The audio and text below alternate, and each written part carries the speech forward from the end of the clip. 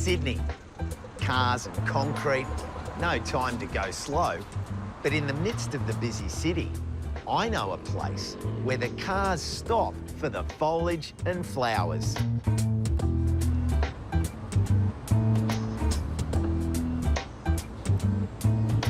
And this little laneway is my kind of city sanctuary. Sebastian Vasquez and Mike Heenan have lived in the Darlinghurst area in Sydney City for decades, and they got Hayden Lane growing. Hooey! Hi, how are you guys? Hi, Narelle. Were you gardeners before this? That's interesting. Look, we are not professional gardeners by any means. We probably don't know half of the names of the plants in the lane, but we have a passion, and that's all you need. So what was it like here before this all began? Yeah, it was an absolute dumping ground. So there were mattresses at the end of the laneway. All the businesses used to use their rubbish bins. There were rats, there were syringes. It was pretty horrible. I do believe that your home doesn't stop at your front door. That your home is the neighborhood that you live in as well. I just got to a point that I said to Mike, okay, we have to do something different. How about we just fill that lane with plants and see how people react? And so we put a post on Facebook, and we just pretty much requested plants and pots. And even if they were half dead, we said, okay, we'll take them, we'll bring them back to life. And the post sort of went viral. It was crazy.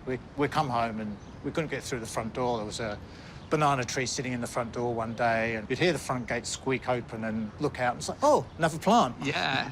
You got so many familiar plants in the collection here. Yes, Costa. Like, as you can see, there's a lot of indoor plants that have been donated by people.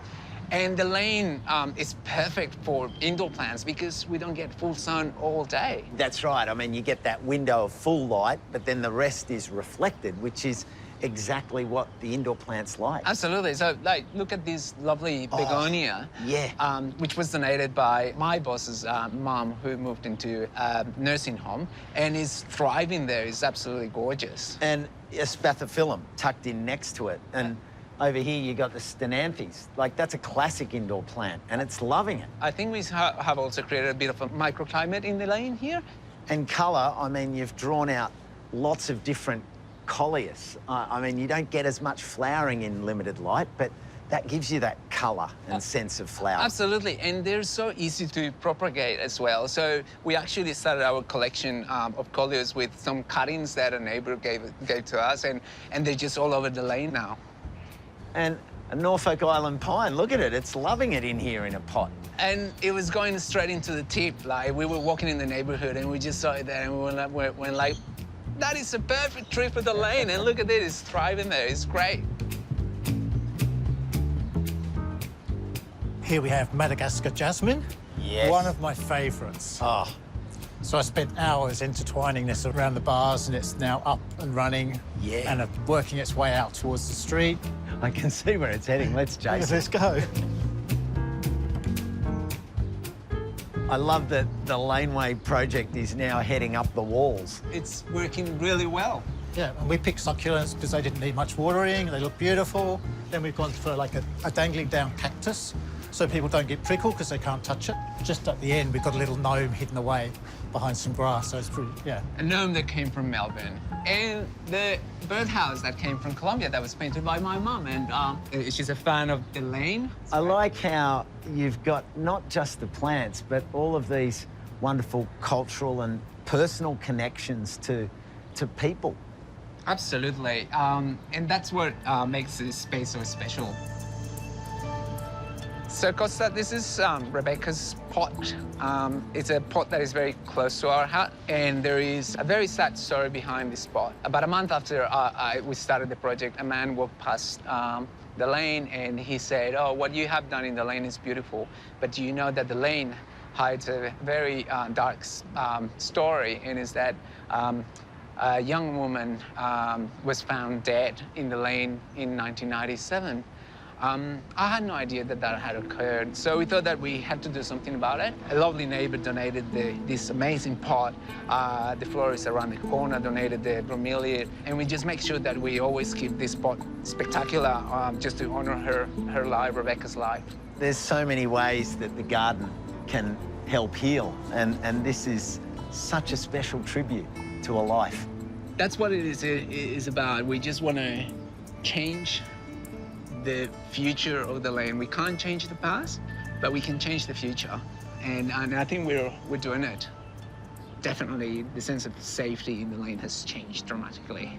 We saw the opportunity to add some sitting so people can just come and read a book or have a cup of tea, which we've seen people doing, or have their lunch. Yeah. So the artwork's been huge. So over Mardi Gras, we had a group of drag queens come dancing down, and they came and posed in front of the mural down the end of the laneway. We saw that the adding art and combining it with the plants was the perfect match. I think it was on the first weekend, there were people taking their wedding photographs at the end of the laneway where That's we'd right. just put plants. That's right. So Yeah. that was the beginning. That was lovely. Yeah. Yeah. As the laneway's grown, so has the attention.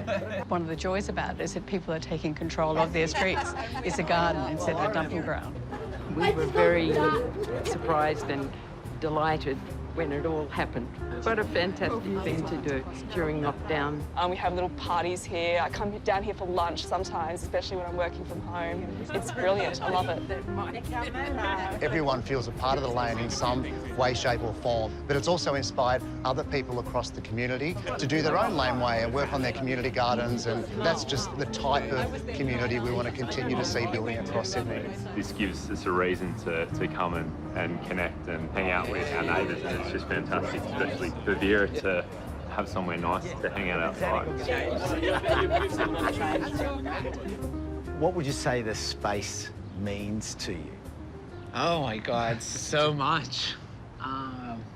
It has. Well, it's helped our mental health. It has. Particularly through COVID, so it gave us a project and something different to think about, and to be able to nurture something, I think, is part of that. It has made me love our neighborhood even more, for sure.